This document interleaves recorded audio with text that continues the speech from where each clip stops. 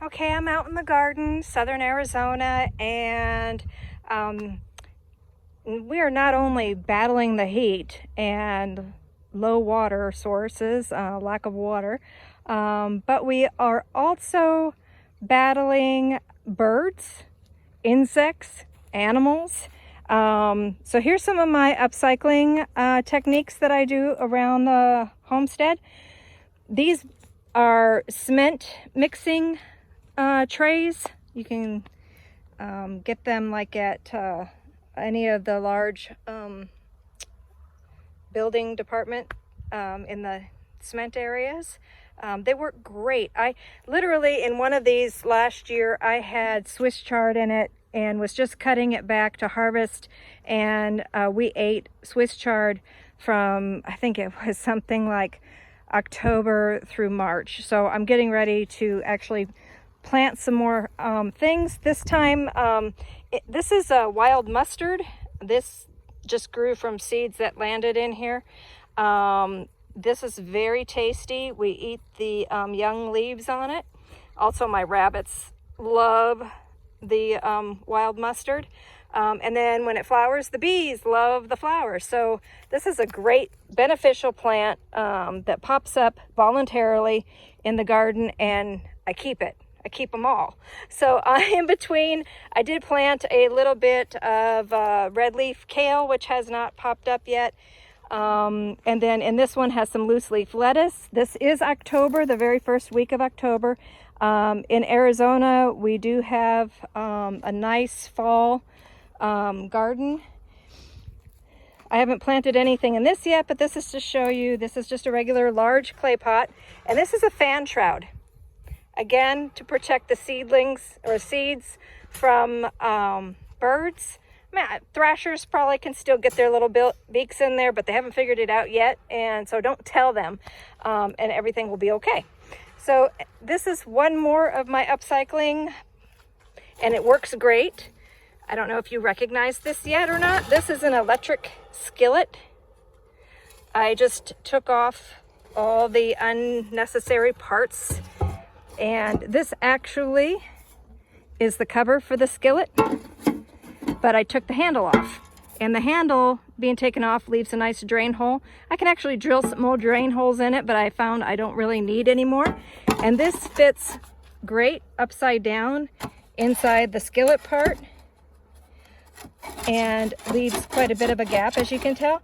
So when water drains in there, it sets and it can actually wick up into here. Any of the overwatering just wicks back up into the pot, which works fantastic. And it doesn't look like an eyesore because I removed everything, and like I said, I'll be filling this back up and replanting it. So there's a few of my upcycling ideas here in the garden.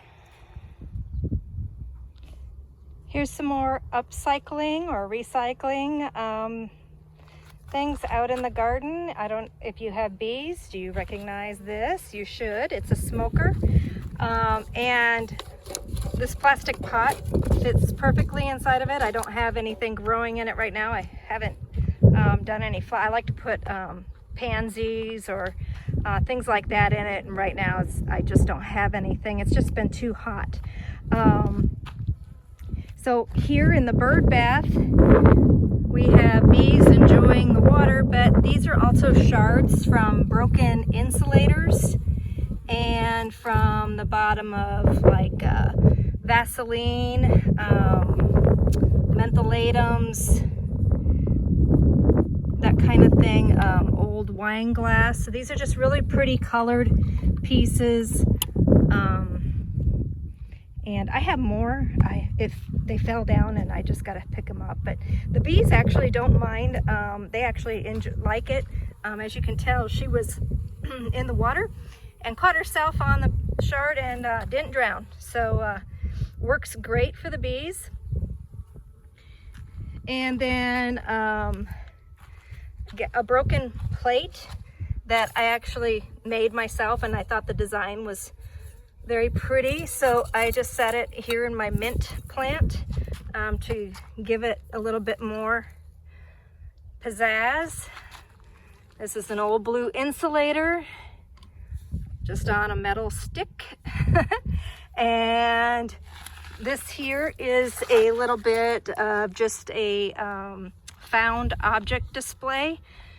An old wood box that we got a collection of minerals in, some pieces of flagstone and slate just to give some height to some of the items, an old flue from a chimney or stove, large huge bolt, some old glasses, Clorox bottle, just kind of cool stuff. This is an upside down enamelware pot that has a gigantic hole in it, so I just tipped it upside down, and then this planter is too shallow to really do a lot for me here. It dries out too quickly, and so I just love it for holding some beautiful minerals, quartz. We've got some oh geez, what is it, mica schist, criscola, just, yeah, everything just kind of pulls together quite nicely. Back there, behind there is an old stove top without the burners. We have an old metal canteen, old pickaxe, oil. Everything is just, you know, stick it together, makes a really cute outdoor display. This one here is an old water fountain that a friend of mine was throwing away. It holds water in the bottom, and so what I decided to do, I really was thinking, oh, this would make such a cute little fairy garden, put little succulents in it and everything, but before I got around to it, we turned it into a watering spot for the bees, and it's got some small cherry tomatoes growing in a pot in it. Another garden bed, again, part of that dog crate. Do you recognize this one? This is a buried wheelbarrow bucket. Removed the legs and the handles off the wheelbarrow bucket, and it had got real thin and rusty in the very, very bottom. So here we go. We buried it into the ground as far as we could go, as far as I could go. And then there we go. I think in this right now, it's really late. It probably won't do very well. But there is some chayote squash in there, which isn't the right time of the year. I just couldn't throw them away. They were going bad in the refrigerator, starting to grow, and so I said, heck with it. So I planted it, and I'll baby it through winter if it makes it. Okay, again, the last upcycling. I think a lot of people do use this already.